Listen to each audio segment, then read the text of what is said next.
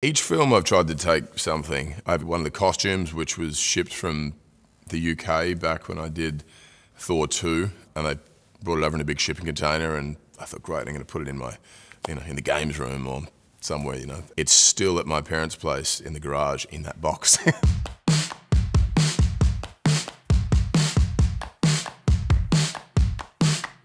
When I got the film, it was a number of things went through my head. Firstly, it was great to be employed. It was great. I was going to extend my visa. I was going to be a part of something which sounded big and exciting, but I didn't have a whole lot of detail beyond that. And it was, a leap of faith on one hand as far as what was being pitched, but pretty easy leap in the sense that I didn't have any other options. I don't think you've been completely honest with me. Know this, son of Cole. You and I, we fight for the same cause, the protection of this world. From this day forward, you can count me as your ally. If you return the items you have taken from Jane. Stolen. Borrowed. Each time you play a character, it's about what you bring to it, obviously, but so much of it is about who you're interacting with. And that can be other actors, the writers, the producers, director, the crew. Everybody has some sort of influence in some way. That's what's been such a joy about playing the character over the course of 10, 11 years, is working with different directors and seeing what different directors expect, want, or pull out of the character. We had built this incredible world with Kenneth Branagh, and I think we really nailed the sort of vulnerability and the fish out of water, and this individual coming to terms with who he was and what his place in the world was. And then with Taika Waititi, it was about doing something different and unexpected, and so we really dismantled the world, we dismantled the character, we put him in a very different place and environment than he'd been in the past. We changed his look, a dramatic haircut, which was, a risk to the comic book fans for a minute there. Please, kind sir, do not cut my hair. It was a constant exploration of what else we could do and staying away from what felt familiar. That was our duty at that point, to service the character in the world in a different, unique, fresh way for the audience. Yes!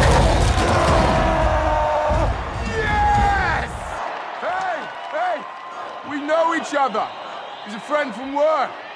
I had the tricky task of having this otherworldly, godlike figure that I was playing, but trying to make it relatable.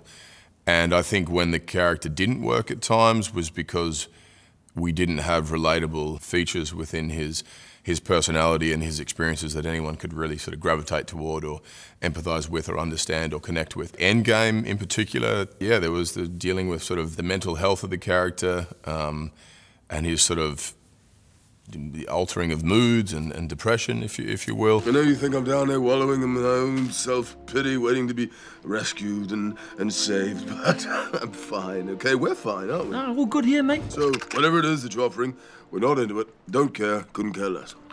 Goodbye. And due to tragedy, loss, suffering, which, all of us as human beings have experienced in some way, shape or form, and those elements, I do believe, allowed us to have some great connective tissue between an audience and this larger-than-life character. And each time since then, we've really had to dissect that and say, well, what mental state is he now? Where's his mental fitness or his mental toughness? Is he healthy enough to deal with this? If not, how does he deal with it? Oh, wait! What am I looking at? Oh, sometimes it takes a second.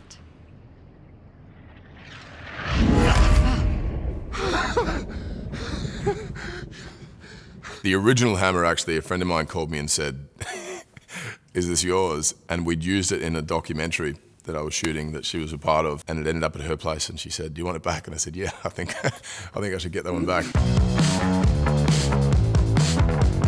The opportunity to work with Ron Howard was the initial attraction. I didn't know anything about the story of Niki Lauda and James Hunt. My dad used to race motorbikes, so I understood the sort of that world a little. This was obviously Formula One and cars, but there's such a, it's a very similar sort of space to inhabit. Lauda is through. He's in the lead. Hunt will be determined to make up for that mistake. Oh, there's contact.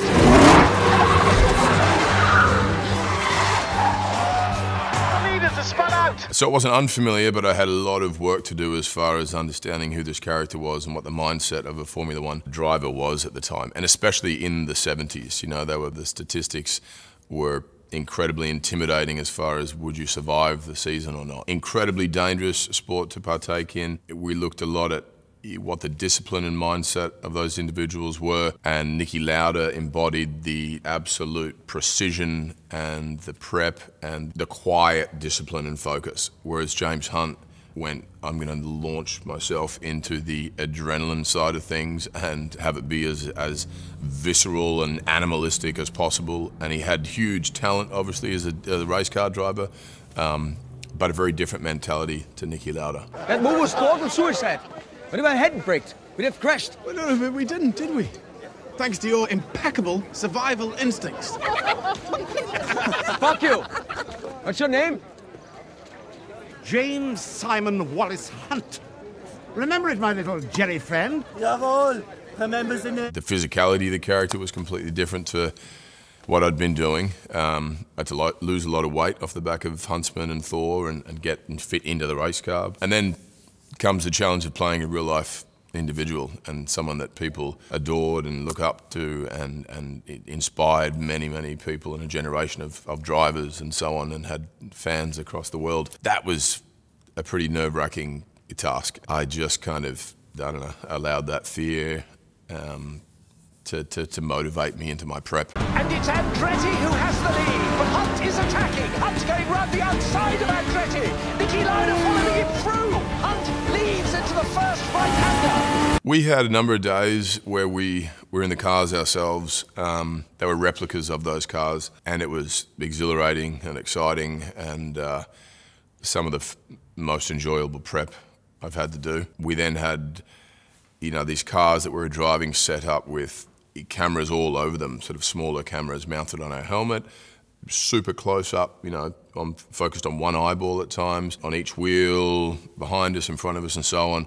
And so as we drove around the track and weaved through with the other drivers, we were getting real in-camera action that, you know, you couldn't really produce on a VFX stage as much, I think, without that authenticity. And then we had a stunt crew and stunt drivers come in and do the extreme stuff, and they were kind of bumper to bumper and weaving in and out as they would in a real race. The blending of us being inserted into that environment and those guys as well gave such impressive footage and, as you say, experience for the audience member. It was a really exciting thing to be a part of.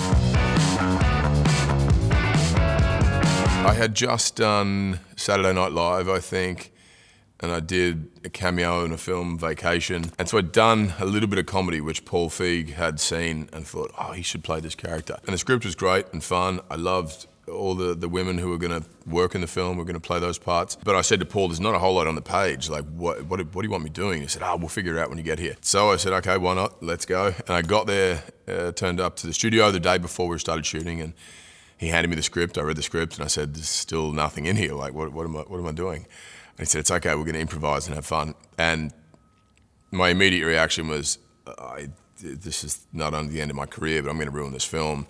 I'm going to let everyone down. I haven't done this before. What am I doing?" And then I met Melissa McCarthy, Kristen Wiig, the whole crew, the cast, and I just became a whole lot more comfortable because there was such a sense of camaraderie and collaboration there at play, and they took me under their wing, and we just went on this adventure, this wacky adventure of discovering who this character was. What have you been doing with your whole life? Great question. Oh, well, lots of different jobs. I did the actor thing. Worked for... Just real quick, can I ask why no glass? Oh, yeah, they just kept getting dirty, so I took them out. Don't have to clean them anymore. Oh, boy.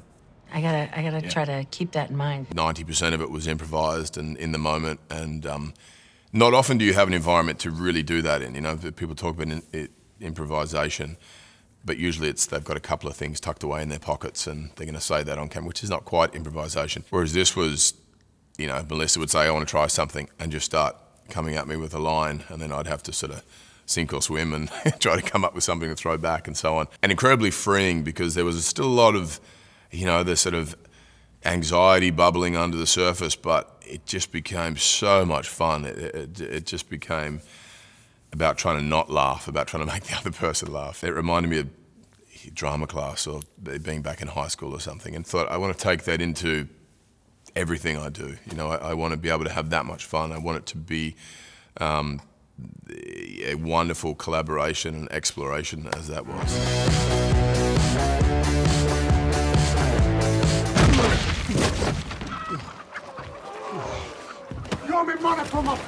The character was a pretty broken individual, one who deep down had a lot of courage in there somewhere, but it was buried through a very depressive experience, the loss of his wife and family, and so he was, you know, searching for answers at the bottom of a bottle. But that kind of attitude, this sort of brashness, there was a carefree, chaotic sort of nature to him, which allowed us to have a lot of fun with it. I seem to have drunk it all, but you're welcome to it when it comes out again. Again, I was still happy to be employed and to be working in big films and big entertainment, popcorn, blockbusters, if you will. That was the films I loved growing up, but I also had an appetite to do some more smaller character-based kind of films where special effects and big action scenes weren't necessarily the most dominant force. Much has been made about the punch that you caught from Kristen Stewart. Oh, yeah. Have you forgiven her for that? Oh, yeah. No, I was more upset that she didn't continue on through the take. She kind of hit me and then immediately went, "Oh my God, I'm so sorry." I was like, that would have been the perfect, most truthful take we had. I think she was more upset than I was. It was unlike anything I'd read before. The world that was created was unique and fresh. The character itself was vastly different to anything I'd done before. I was intrigued by the questions it was posing and you know, this search for understanding of human emotion and can we manipulate that and can we have mood-altering substances and drugs and so on from a pharmaceutical group. Jeff, Heather, can I have your permission to administer N40? Drip on? Acknowledge. Yeah. Heather? God, she's a pain in the ass. Acknowledge. Thank you. For me, I just saw an opportunity to explore a space and try things I hadn't done before. Just about every actor loves that process and you know, where it is just about performance. You're working with different individuals and you have an idea of how you think they're going to play it and they do something different and immediately you've got to pivot and adjust and so on. I like the spontaneity to that. I like being forced into a place of unknown and then you are truly in the moment. Come on, guys, words. Okay, yeah, she's starting to look pretty good. There was a great script there. Joe Kosinski was already directing, and it was right in the middle of COVID and lockdowns and restrictions and everything. We also wanted a film that we could shoot on a soundstage with 3 or 4 or 5 actors in a confined space, a controlled environment. And this read like a play. I think it could be a stage play, the way it presents itself and unfolds. So we were all really excited about the practicality of being able to shoot during that time. Yeah. I could. I could.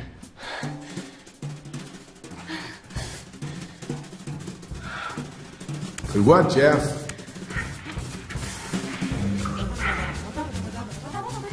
I think it was going to shoot maybe in the US at one point. I was in Australia, so as far as the sort of producing element of it, I said, look, there's some great spaces in Australia to shoot, you know, incredible crews and cast that we could utilise. And to their credit, and Netflix and the whole production team, to be able to pivot from wherever they were shooting before and put it in Australia and set it up, I think within, you know, felt like 6 or 8 weeks. And then to shoot it in about 6 weeks, I think, was pretty remarkable.